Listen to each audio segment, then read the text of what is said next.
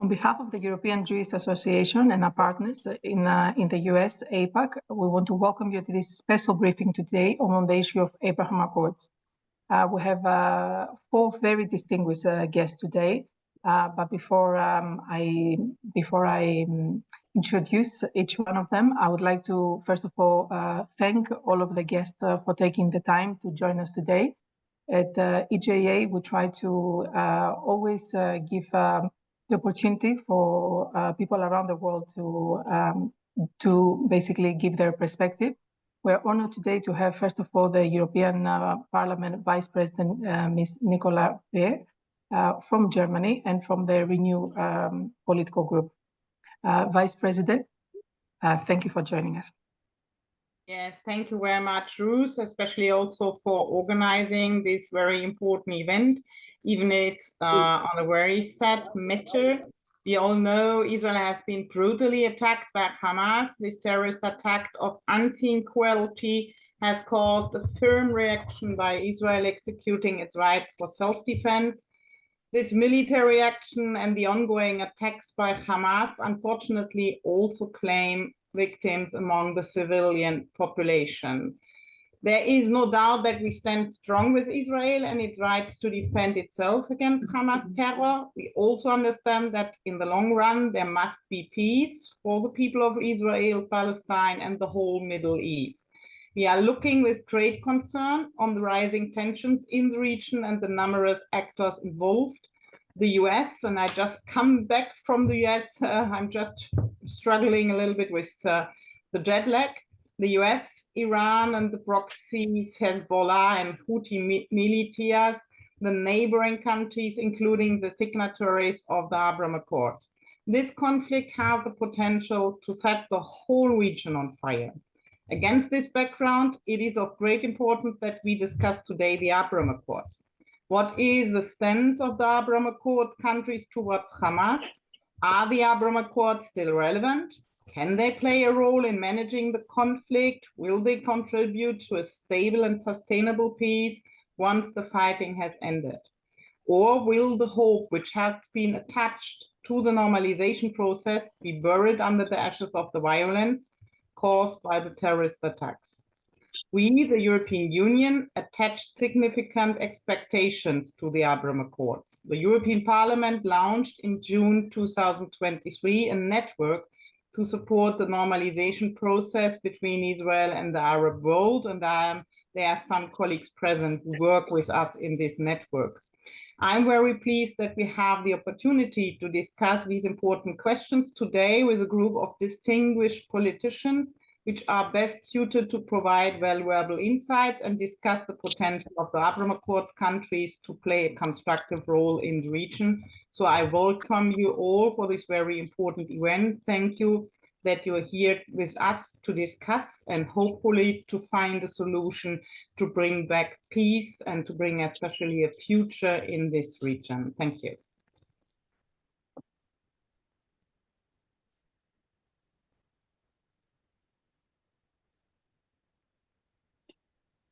I'm sorry, I had muted myself. Before we introduce our second speaker, I would like the opportunity to introduce our partner from the United States, AIPAC. Stephen, it's an honor to work with you. And if it's okay with you, I will ask you to introduce the next speaker. Great. Thank you, Ruth. It's a pleasure to be here. My name is Stephen Schneider. I'm the International Affairs Director at AIPAC, and it's, I think, the very timely conversation for us to think about and talk about the Abraham Accords, as the Vice President just discussed, because there will be a more of a need, I would think, to move forward on the Abraham Accords to keep the continuity and the normalization process going. I'm pleased that AIPAC's leadership is also joining this call. Michael Tuchin, our president, and our chair of the board, Betsy Burns, is here as well. But it's my great honor to introduce my namesake, Congressman Brad Schneider from the great state of Illinois. The congressman serves on the powerful House Ways and Means Committee, and more appropriately for this group, sits on the Foreign Affairs Committee of the House, was a co-founder and currently a co-chair of the Abraham Accords Caucus, in the House of Representatives, which is a bipartisan effort to support the Abraham Accords from Washington, D.C. Congressman, I turn the floor over to you, sir. Thank you, Stephen. While we share the same name, our relative connection is the same we share with all of our family in Israel. And I share my concern and care for what happened. On October 7th, Hamas committed a heinous terrorist attack, brutally, barbarically slaughtering more than 1,400 people. They used murder, torture, rape, kidnap, as a strategy, as a goal, all which are clearly war crimes. There is no justification and no explanation for this attack. Thank you. Other than the fact that Hamas is a terrorist organization dedicated to the genocidal vision of eliminating the state of Israel and killing Jews. It's as simple as that. What we're seeing in the aftermath is Israel having war declared upon it, taking action to secure its borders, protect its citizens, and rescue its hostages, as well as eliminating Hamas from control of Gaza and threatening Israel. We pray for the civilians on both sides. I think it's imperative on all of us to see the humanity of both Israelis and Palestinians. And I think that's where the premise and the importance of the Abraham Accords start long before this attack and become a paramount importance as we look beyond this war. Tal Becker, when he spoke to a group of us who were in Israel in August, described the Abraham Accords in a beautiful way, saying that for the first time, it was recognition that both Arabs and Jews belong to the land, to the same land. And that by embracing each other, Arabs and Jews together can not only lift up the land, but lift up the people of the region, ensuring prosperity, security, and peace. And that's ultimately the vision we need to continue, because we cannot let the vision of Hamas, the nihilistic, genocidal vision of Hamas, prevail. It's imperative that we join within the U.S. Congress as Democrats and Republicans, across the oceans with parliaments and governments in Europe and around the world, and declare very loudly that first, Hamas is a terrorist organization that has taken over Gaza in 2007 by force, not by election, that has, as its first victims, oppressed the people of Gaza, and it seeks to destroy Israel. And that Israel has every right, in fact, has the responsibility to defend itself from Hamas and other threats. But I think it's also imperative that as an international community, we make sure that the citizens of Gaza, the civilians of Gaza, have the safe zones where they can find refuge and have the support and aid they need to get through this crisis and ultimately to return to their home communities. And that's what we've been trying to lead on in Congress, and we look to our allies to join with us. Again, returning to the Abraham Accords, this war is the moment, but the future is going to depend on the ability of all good people to join together, to recognize that both Jews and Arabs belong to the same land, and both Jews and Arabs must find a way to live together. The Abraham Accords have made great strides on this pathway, and we need to make sure that in the days, weeks, and months ahead, the Abraham Accords and the nations that are a part of it are providing the pathway to bring this war to a conclusion, to give hope to the Palestinians and Israelis, and to set a course that will lead all to a better future. And with that, let me go back and look forward to having a conversation. Thank you so much, Congressman. We now have the honor of introducing our speaker from UAE, Dr. Ali Rashid Al Nuami. He's a member of the United Arab Emirates Federal National Council, and he's also in the Interparliamentary Union. He has just been appointed the Vice President. As a prominent advocate for global peace, tolerance, and coexistence, Dr. Ali played a leading role in the promotion of the Abraham Accords and emphasized on the people-to-people engagement within the framework of Abraham Accords and beyond. In his capacity, Dr. Al Nuami founded and he's the chairman of the Manara Center and the Regional Center for Coexistence in Abu Abu Dhabi. Welcome. Thank you, Ruth. Well, good morning to our friends in the United States. Good afternoon for our colleague in Europe and France, and good evening for our friends from Israel. First, I am here not to speak, to give a political statement, but, I am here to talk as part of one team who believe in peace, who work very hard, to make the Abraham Accord, an agreement and an engagement, not only between UAE and Israel, but work very hard, to promote this agreement globally and encourage others to join. When I deal with the issue of normalization, I don't use the term normalization, because what I see is that, what we need is more than that. And this is why my focus work actually was on people-to-people engagement. And here I want to say this, because whenever there is, okay, could you mute your mic? I'm sorry, I'm just going to check. I'm sorry about that. You see, since the signing of the Abraham Accord, this is the third war in Gaza. And whenever something happens in Gaza, people come to us, what do you think of the Abraham Accord? Are you going to change? Is there anything that you're going to reconsider?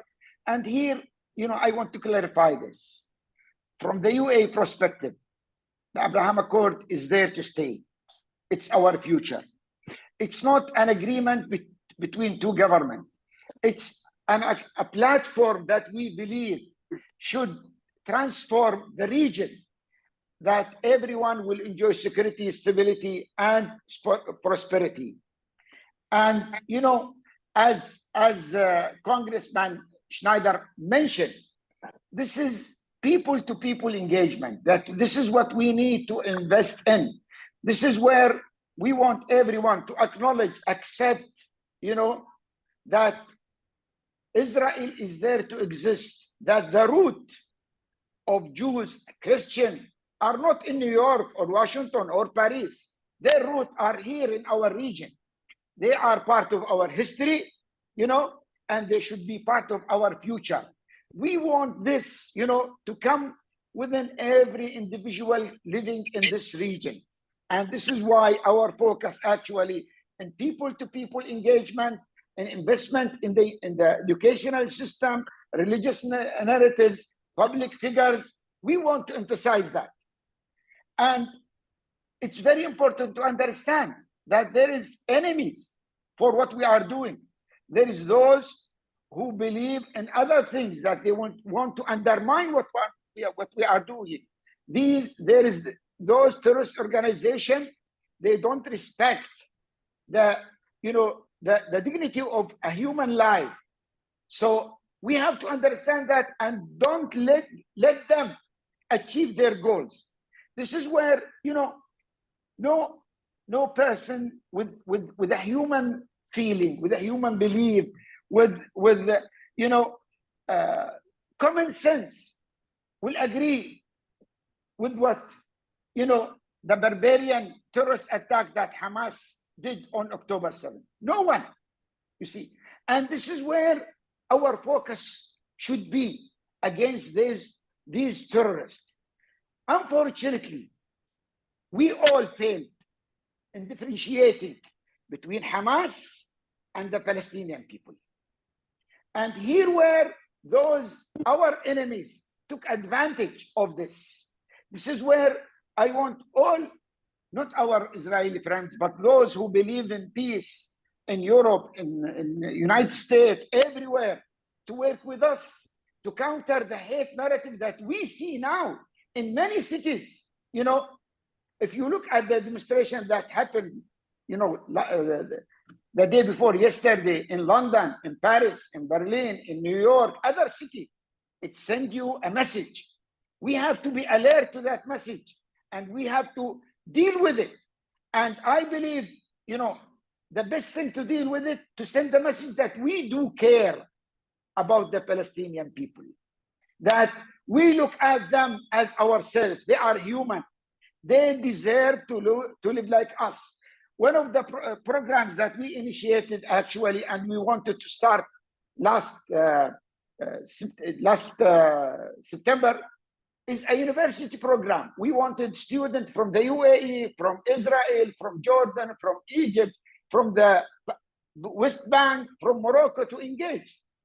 We failed to get Palestinian because they were concerned about what's happening, the narrative that from some of the settlers in the West Bank or in the media.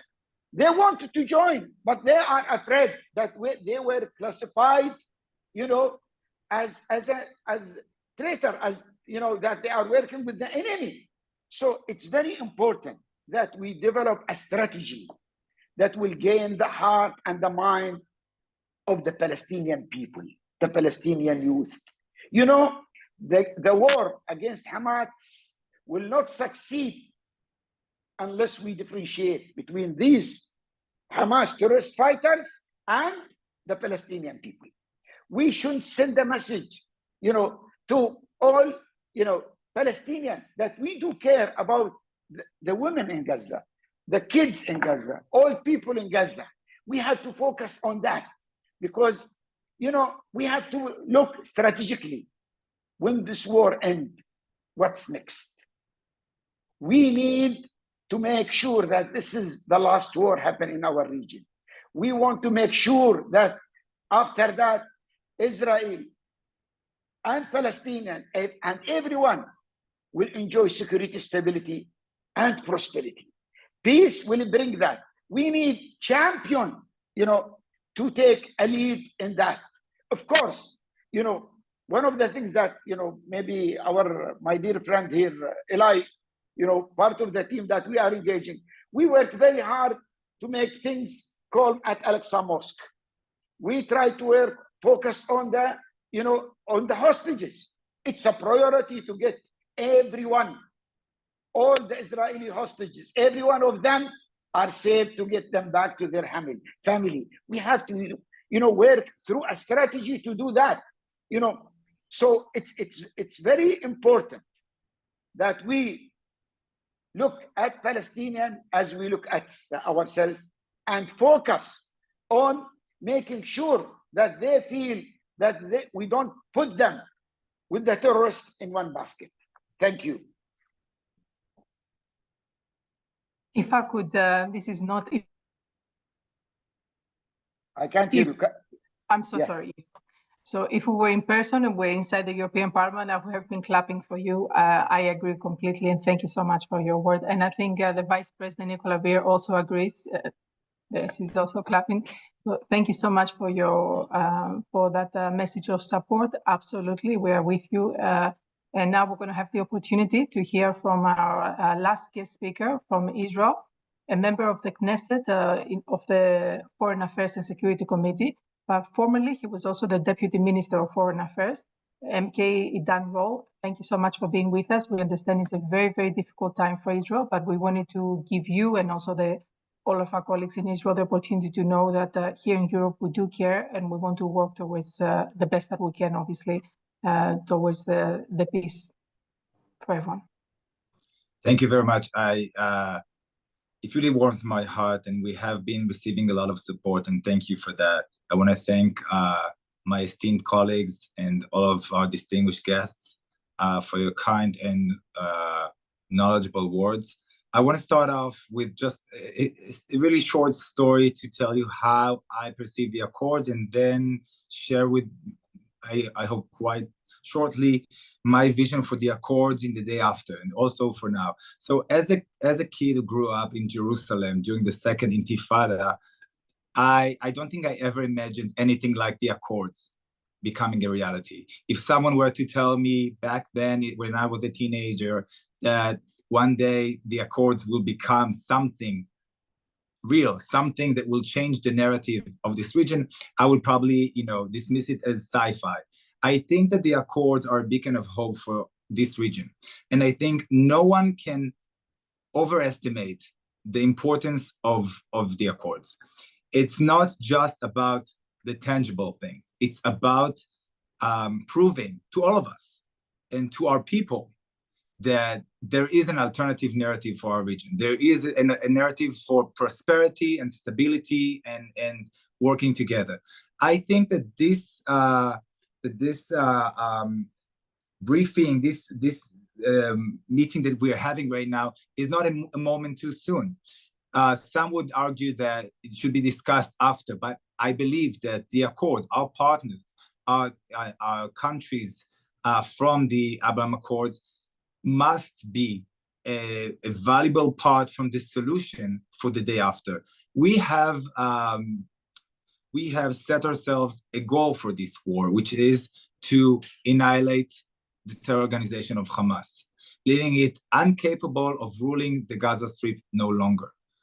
In order to fulfill that, obviously there's a need to come up with an alternative for the day after, and that must be done together, both by the international community and specifically together with the Abraham Accords countries. I think that you can view the Abraham Accords as the opportunity for hope for the region, and then you have the terror future of the region. And we have to fight that, and we have to stand together and show the world that we can. We owe our peoples that. And so I think that the sooner we start discussing, and this is something that should have been discussed already 2 weeks ago. There are, some efforts going on, but we understand that whoever stands or whoever governs the Gaza Strip after the war is over must be someone that can get the full backup of both the more moderate Arab countries and the international community. I want to say, as someone who's been in the government and in the foreign affairs, we left the Gaza Strip in 2005. Hamas was voted in 2006, and this was the last elections thus. We disengaged from the Gaza Strip. We don't have any soldiers or any people there since 2005. And yet, time after time, the international community came to us expecting us to do all kinds of concessions and to aid to aid basically what eventually aids Hamas. I think that this was in some way a mixed message. We don't want to be responsible, and we haven't been responsible for the Gaza Strip, but we do want someone else to be responsible for the Gaza Strip, and to also make sure that this new entity will choose a better future for the region and for the Strip. It seems a bit hard to think about it now, but in 2005, when we disengaged from the Gaza Strip, there were two types of futures to choose. They could have become somewhat of a Singapore. They could have become this Strip with beach, with tech, and with lots of economical success. Instead, Hamas chose war and chose to make out of it into a terror hub. I think that once this war is over, there is an opportunity again to make another choice. But we are telling the world we're not going to allow any type of going back to the same scenario of trying to, rebuild the Strip, and eventually a lot of the funds end up for replenishing terror abilities by Hamas. It's imperative that we all agree that there needs to be a new solution now, and there needs to be something else to be done. And I think the Accords have an imperative part in doing so. And I want you to know that we want all of you to be inside this conversation, to be in on the conversation. Also, I want to say that the Accords are part of a bigger vision, I think, for the world. And I think that the Western countries that believe in stability and freedom and success should embrace the Accords, should take the time and resources and the engagement with the Accords, because it is a blessing. And it can be a blessing to the entire philosophy promoted by the Western world. Thank you very much. Thank you. And really, as I said, wonderful to have you with us today. I think that, as you said very correctly, this meeting or this conversation could not have happened any earlier. It's absolutely important at this time of crisis with all these negative, not only what is happening in Israel, which is horrific in itself, but also the rhetoric here in Europe and around the world. It's very important that both the friends and the partners and those who want to be part of a positive future to have the microphone and the platform to say so. So I'm going to now give the platform to our colleague from APAC, Stephen, who is going to open up with some questions. We want to let all of our guests know that they have the opportunity to ask questions via the chat, if possible. Thank you. Great. Thank you, Ruth. And I don't know if I just did a quick count. We have over 100 participants today from all over the world, and seeing great friends that I've worked with in the past, from Italy to Greece to Dr. Ali in UAE. This is a very important moment, and I'd like to ask Congressman Schneider a little, kind of a two-pronged question, Congressman, if I could. Your work on the Abraham Accords caucus in a bipartisan fashion has been quite historic for us here in Washington. So question one is, can you describe a little bit about some of the activities that you and your colleagues are doing on the caucus to support the Abraham Accords? And the second piece is, in real time, can you describe to our friends on the call today what Congress is doing to help Israel in this moment of need? Thank you. Thanks, Steve. Well, first to the Abraham Accords caucus, as you mentioned, it is bicameral, bipartisan. We have 4 co-chairs on each side of the Capitol, 2 from each party in each chamber, and we have developed a very good relationship working with each other. One of the first focuses is drawing attention and helping people understand the benefit of the caucus. I think in the House, we have well over 100 members at this point, and that number is growing. Just to make sure they understand the historical significance and the potential for future advancement towards peace through the Abraham Accords. We also have worked on introducing legislation, including legislation to try to integrate the air defenses within the region. We're working on the Maritime Act, doing the same thing for maritime forces, and we continue to look for other opportunities. So it is a much greater than I initially anticipated group that is able to get things done and work together across the aisle to send legislation to the president's desk. And I'm looking forward to more opportunities for that. With respect to what Congress is doing immediately, the first thing on October 7th, when we woke up to the horrific news, we in the House immediately began to put together a resolution led by Foreign Affairs Chairman Mike McCall and Ranking Member Greg Meeks. By the time Congress came back into session, selected a speaker, which unfortunately took a while. The first action we did was pass that resolution with 412 members of Congress. In a House divided, which, as you all know, Congress is exceedingly partisan at the moment, I was more than a little bit pleased to see 412 of my colleagues join together. But I have to be quite honest, I was also disappointed to see 16 of them, 10 vote no and 6 vote present. This is a moment that requires moral clarity, and we need everyone to be able to stand together and say in a single voice that Hamas is a terrorist organization, committed a heinous terrorist attack on Israel, and Israel has the right to defend itself. We will continue to do more this week. My understanding is that the House is going to consider supplemental aid for Israel. As you know, President Biden has requested a significant aid package that addresses many of the challenges we face around the world. Aid for Israel, for Ukraine, for Taiwan, addressing the needs we have at our border, not just military aid, but also humanitarian aid. We need to make sure that we take care of all people, all innocent people who are being affected by this war. As people on this call, I'm sure, are aware, more than 120,000 Israeli civilians have been evacuated from border communities. A much greater number, more than 1 million, have evacuated in Gaza from the north to the south. These displaced people need to make sure, we need to make sure that they have their needs taken care of and are able to return home as quickly as possible. And I look forward to working with my colleagues in Congress to make sure that we are supporting that effort. Thank you, Congressman. I would like to ask a question to our Vice President of the European Parliament, specifically regarding the countries who are not as supportive.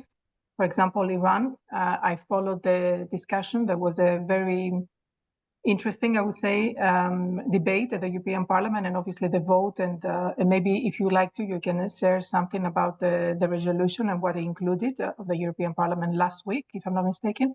But specifically on the role of Iran, Qatar, and some of the Turkey, for example, some of the countries that unfortunately have not been as helpful at all. First of all, not only they are directly financing Hamas or helping in some way directly terrorists, but also specifically of the rhetoric, because this, for me, this is not only what is happening in the Middle East, but also here in Europe. We see an unprecedented level of anti-Semitic attacks and very violent rhetoric towards fellow Jewish citizens here in Europe. So maybe you can expand on that. Thank you. Yes, thank you for this question. I think you touched a very important point. The first, for us, it was very important that a very large majority of the European Parliament is standing really next, close to Israel, to its right of self-defense, is criticizing the terror of Hamas, is supporting that European Union helps to end these attacks, to free the hostages, to bring them back home, and also to help to reinstall peace in the region.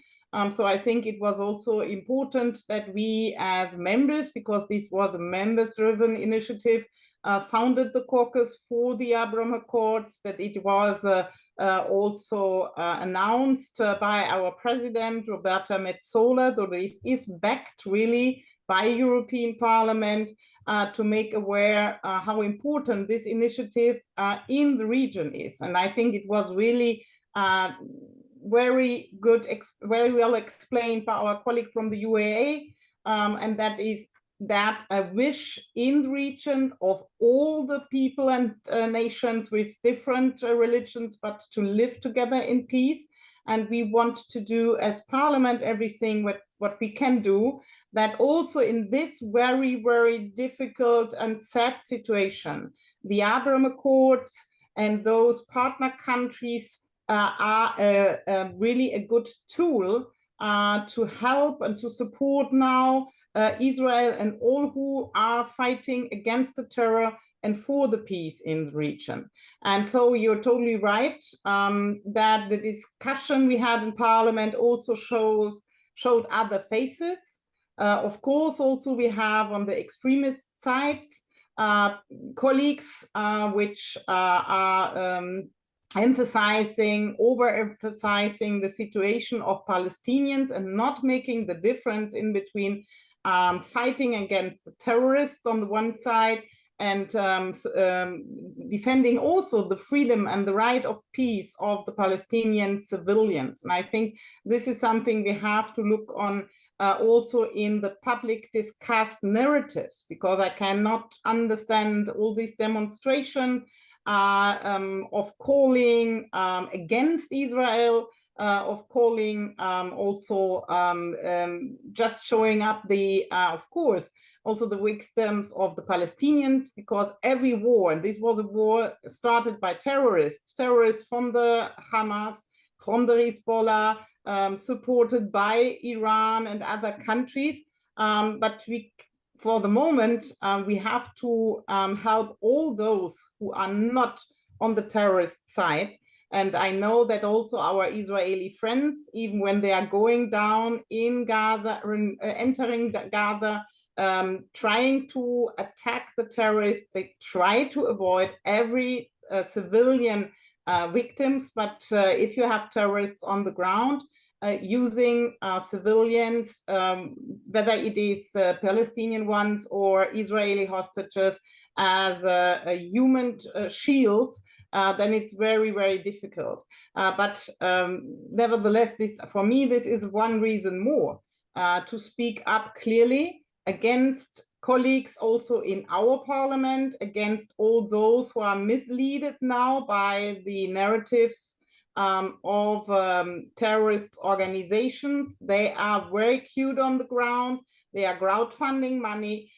They are giving fake news about the situation also in Gaza, about the support in the region. And I'm very thankful to Dr. Ali and other colleagues in the region, which tried to mitigate down also the tensions and the emotions in their countries, because these are horrible pictures we see from the airport in Dagladan, from the demonstrations, and we really have to avoid that Jews are attacked around, that they cannot live in security, that they are fearing for their lives, whether it is in Europe, whether it is in US or other countries.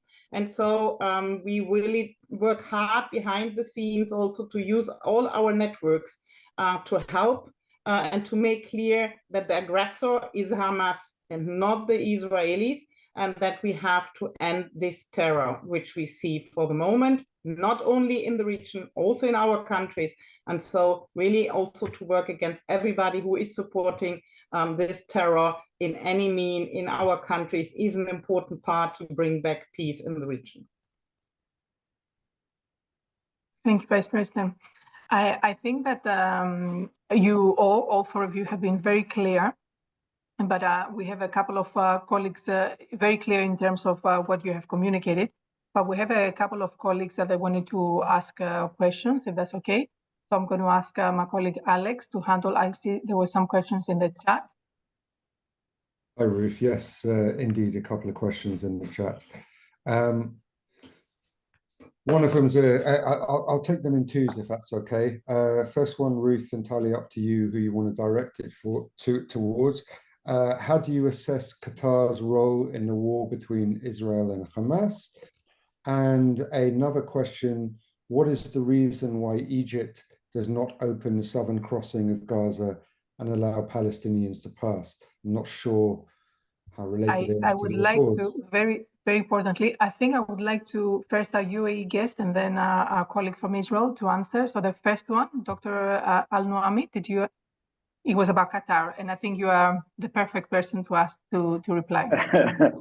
Well, you see, first of all, Qatar is playing a role that was, supported by Prime Minister Netanyahu, and was also supported by the US administration in having Hamas offices in Doha and coordinating all this engagement between Qatar and Hamas. It was through this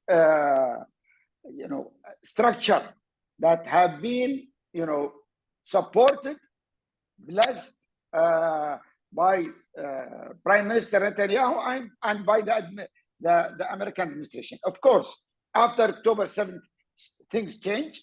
And I believe that the Qatari government was shocked by what they seen.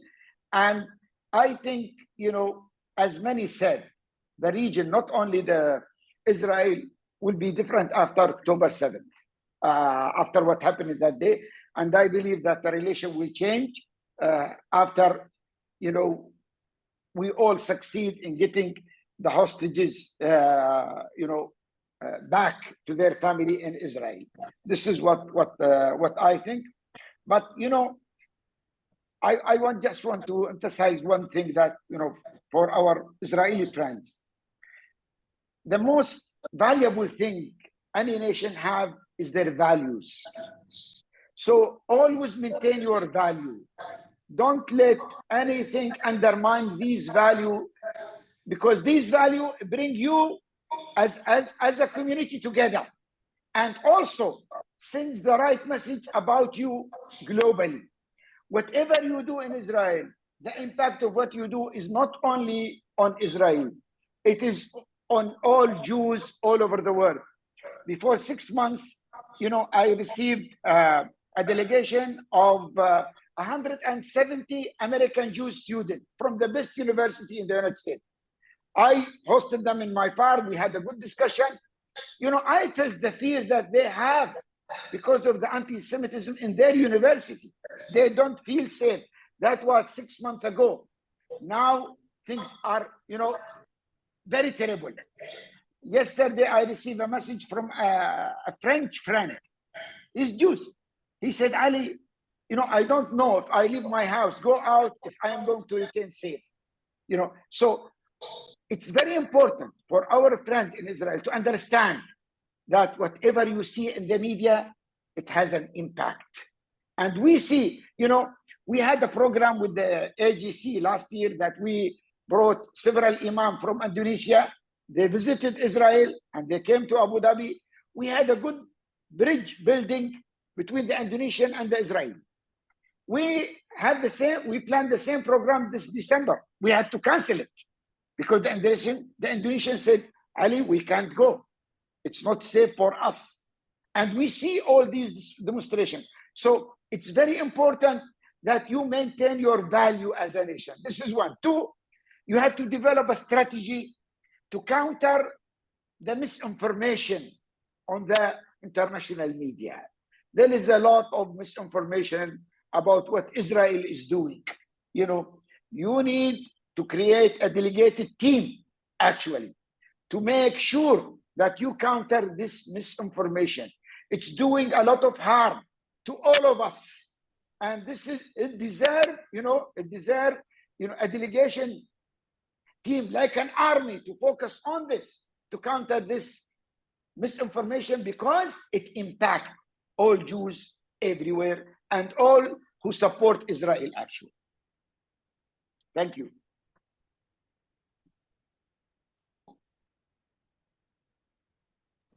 Thank you so much again. Absolutely. We have one more question. Sorry, that was to We lost you again. Okay, I'm sorry about that. So the next question was specifically on Egypt and why, let me just read it specifically. What is the reason why Egypt does not open the southern crossing of Gaza and allow Palestinians to pass? I think, again, you are the perfect person to answer this question. You see, I think the Egyptian leadership, they can't do that, because that will send a message that, there is misinformation on the media that Israel is doing, an ethnic cleansing in Gaza. And if Egypt allow that, that will mean, it's supporting this. This is what in the mindset of the majority of people in the region, because of the media that we have in the region. And Egypt, they have an election in December. So they have to be fair that they are not part of any plan against the Palestinian. So this, you have to understand, within the Arab media, what Israel is doing, and this is what I'm saying, they need a delegated team to counter the misinformation. One of these subjects on the media about misinformation is that Israel is doing an ethnic cleansing. So this is why Egypt can't, participate in it or can't do anything about it. Thank you. Very clear. From Israel, MK Danro, I'm sorry that earlier I was trying to address you on that question also, but I think since the question on Egypt has been answered already, if it's okay, I wanted to ask you specifically on the UN resolution that we recently had, but this is, I think, is a much bigger issue. It's not just about the recent situation in the UN. We see some very unfortunate resolutions coming forward, very much double standards. And we saw a small minority or a small percentage of countries voting against, another percentage of a little better percentage basically abstaining, and then unfortunately a bigger majority voting for the latest resolution at the UN. I wanted to ask specifically, what is your take on that, and how do you think? What do you think is the way forward? Is there any way that the situation at the UN specifically can change? Thank you. Well, I have to say I'm a bit more experienced than other people, maybe with the UN, than the people of Israel. So maybe I lowered my expectations, but still, we were a bit shocked as to how fast the international community moved from empathy of the massacre of October 7th, of things that their brutality can only be matched to the Holocaust, to the number of people murdered in the way they were brutally mutilated, killed, raped, babies decapitated, and all of that lasted only a few days. I think that the international community, at least parts of it, obviously, were quick to jump back to old misconceptions. There are a few misconceptions that are in the base of this dynamic. Hamas, to some people, part of it is because of disinformation. I completely agree with my colleague. Is considered by some as somewhat of a liberation movement. People seem to get their facts and their background mixed up, and they take sides based on nothing, basically, because the true values, the core values that are fighting against each other, that are pitted against each other in this scenario, are the values of freedom and liberty and wanting to live and to celebrate life. And on the other hand, it's about celebrating death. It's about openly declaring our goal as an organization is to kill Jews and to clear up the state of Israel and to annihilate it. So, and still,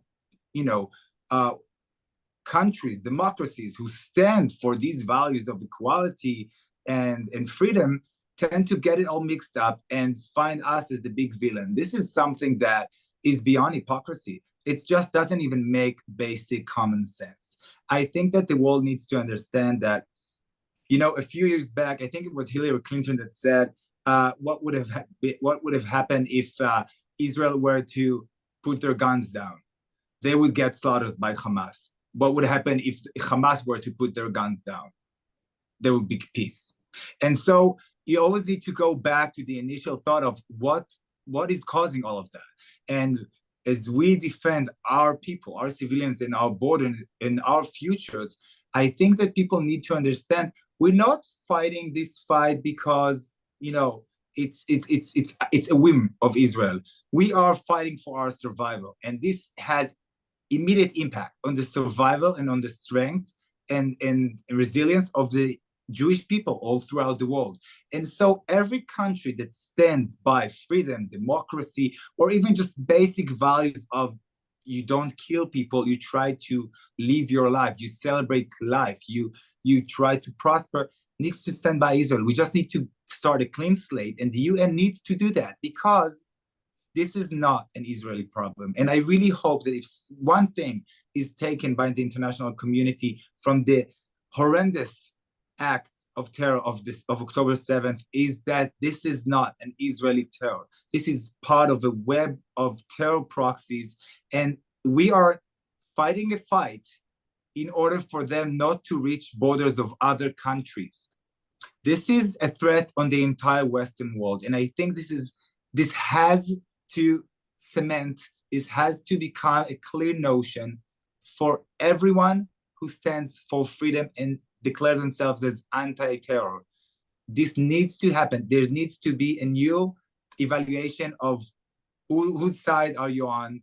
And this has nothing to do with a two-state solution. The people rallying in the streets or in colleges, they're not chanting, we want two-state solution. That is like a debatable political concept. They're rallying from Jordan to the sea, Palestine shall be free, meaning we should wipe up all Jews. We should kill all Jews. This is the meaning of it. They're chanting, we want Jewish genocide. This is not about Palestinian liberation, and they shouldn't be trying to portray themselves as anything even remote to human rights activists. And this is the tragedy of it all. They have manipulated young people who are attracted to human rights campaign for maybe the right reasons, and they care about humanity, but they manipulated them in this really intricate way to think that queers for Palestine is a concept that makes sense, that women's for Palestine is a concept that makes sense. If you want to support a two-state solution, go do that. But anyone all around Europe who's supporting what is going on right now in Gaza is supporting terror. That's it, as simple as that. Absolutely. I think earlier, Dr. Ali, you said that nobody supports what is happening in Gaza today. Unfortunately, what we have seen here in Europe, at least in terms of demonstrations, things we heard with our own voices, or obviously the social media posts that we have seen. Unfortunately, we have seen a certain percentage. We don't know what is the percentage, but a very extreme percentage of not only making excuses for what happened, but also actively supporting that, I would say, and also even some voices inside the European Parliament or in other countries, of course. Vice President Nicola Beer, my colleagues have a question for you regarding specifically the EU position and the fact that it wasn't as united as it should have been. But I would like this question to also be to our congressman from the US. I would like to hear your perspective in terms of how was that received? Because we are here in Europe, in Brussels, we study every day the statements and the relations between the different EU institutions. But I would like to hear, after the Vice President Nicola Beer, I would like to hear from you, first of all, what was your take? How did you receive it as an outsider, as international observer, if you like, of the European Union, and how would have wanted the cooperation between the US and the EU to progress? But first of all, Vice President Beer. Yes, I'm very grateful that the US was voting in the last UN resolution against this resolution. I would have loved if all the European member states would have done in the same way, and not only Austria and the Czech Republic. I know that there are also in my home country government discussion about that, why we only abstained. I think it's not the time for very nuanced discussions that part of such a resolution are acceptable or that parts of the resolution could be made better through the negotiations. I think there you only can be very clear against terror and to support and to be with Israel in this situation. But I totally agree with our colleague from the Knesset that we have a long way to go if we see how many countries around the globe are forgetting about the massacres we saw on October 7, are forgetting that terror is also a problem they have to deal with, that those structures go around the world, that those structures and terrorist thinking are infecting all our societies. But we as politicians, also in our international networks, are working hard to discuss with those governments. But what I hear from some of the countries is really frustrating me. And this is also why I emphasize once more the importance of the Abraham Accords in our partner countries there in the region to explain also to their partners, so that we come from both sides on those to discuss with those countries why they have an other perspective, other point of view on the region. It is a very frustrating form of thinking that you have to show solidarity with poor civilians on the ground, but often in a sort of mixture of naivety, misunderstanding, misinformation, or even missing education about history, about what was going on in the last decades and what is a starting point for what we see now. So this is not the time for justification. This is not the time to make a relativation of what we saw, because what we saw is only terror. And I think we should be as united as we were in Europe for Ukraine, against the aggressor Putin, against the war of aggression. And this is exactly a similar situation. We have to fight for the freedom of religion. We have to fight for Jewish life in all our countries and in the region. And I'm very thankful to our colleague from the UAE that he emphasized it, that this is a land where all those nations have their place, and that the prosperity of the people there will depend on finding a peaceful solution. And we all should strive for it, also against the misinformation, fake news narratives we see now, because I really fear that for the moment we are losing the battle on the information side, on the narrative and the communication. And so thanks to everybody here today using all this information to explain in its surroundings to the people what is the truth about the terror we see for the moment. Thank you. Congressman Snyder.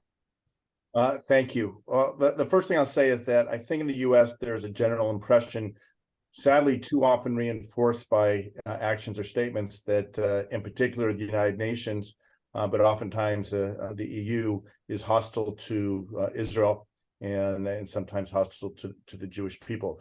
I think those who watch closely understand that it's a much more complicated, nuanced dynamic. Those who have been watching closely are grateful. Here in the U.S., we saw President Biden go to Jerusalem and meet with Israel, but we've also seen the leaders of Germany, UK, France, others who have gone. Strong statements, for example, from Czechoslovakia, or from the Czech Republic, I'm sorry, that called it out. And I think we need to watch that. I want to touch a little bit on the anti-Semitism, though, because it is the oldest hatred. And unfortunately, in this world of social media, we have seen it entrenched in many societies and reinforced with social media, fake news, whatever you want to call it. And it's not happening just now. It's because it's been happening so long, as Natan Sharansky defined anti-Semitism, the demonization, the double standard, and the delegitimization of Israel. It has to be understood in that context of a long simmering anti-Semitism that we're seeing this increase over the last several years, and then a huge spike over the last several weeks.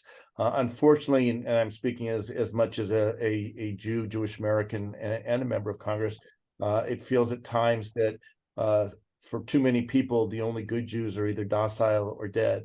And that when Israel seeks to defend itself, to take actions to protect its citizens and rescue 250 or 230, I think is the number now, of hostages that were taken, to eliminate a sworn enemy who seeks by its charter the destruction of the Jewish state, that immediately calls are for Israel to desist with no calls or expectations of Hamas. That said, I know we're at the end of the hour. I do want to thank all the people who are on this call. This has been incredibly uplifting and reassuring. Some of the things I took away is just the combination. All those who believe in peace must join together in the fight against the enemies of peace, that the Arabs and Jews belong to this land. I love the statement, Dr. Ali, that we share our history and we need to create together our shared future, but that we can't wait until this war is over to start working towards the peace. We have to do it now. We need our allies. We need to work together. We need our champions to lead, champions among the Jews, among the Arabs, but also among the Europeans and the Americans and others. And the last thing I'll say, then I'll pass it over. The Abraham Accords provide the vision, the platform, the fora, and ultimately the framework that is going to allow us to change the direction, to make sure that Jews and Arabs can find security, can find prosperity, stability, and ultimately peace. So I am so grateful for having the chance to speak with all of you, but more importantly, the opportunity to work together towards a brighter future for a very important region of the world. Congressman, thank you. I was going to make some concluding remarks as we have come to the end of the briefing, but I think you said it better than me. So this is also my takeaway. But I would like to give the opportunity to our partners from the US, AIPAC, Mr. Snyder, Stephen Snyder. I think you also have an announcement to make, and please, the floor is yours. Thank you, Ruth. Thank you to the speakers, the Vice President, Beer, MK Roll, Dr. Ali, and our friend Congressman Schneider. On behalf of our leadership, our President, Michael Tuchin, and our Board Chair, Betsy Burns-Korn, we're very pleased to be part of this effort with our European friends at EJA. And on December 7th, please note, December 7th, one of the features that the Congressman has been involved in is to bring and to bridge members of Congress with parliamentarians in member states and the European Parliament under the guise of the Abraham Accords Interparliamentary Strategic Dialogue. This was set up earlier this year. We've had several Zoom sessions on specific matters, including energy security, but for the first time, we will meet as a group in Washington, D.C. on December 7th.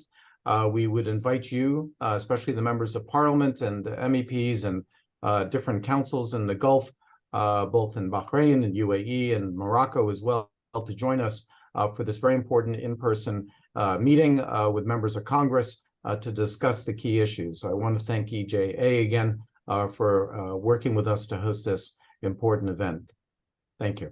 Thank you, Stephen. So this was another Zoom meeting because of the situation. It was very difficult to meet in person, but we're inviting you all, and including our speakers, obviously, to meet with us in person in Washington, D.C. on the 7th of December. We're going to be sending, obviously, the information by email.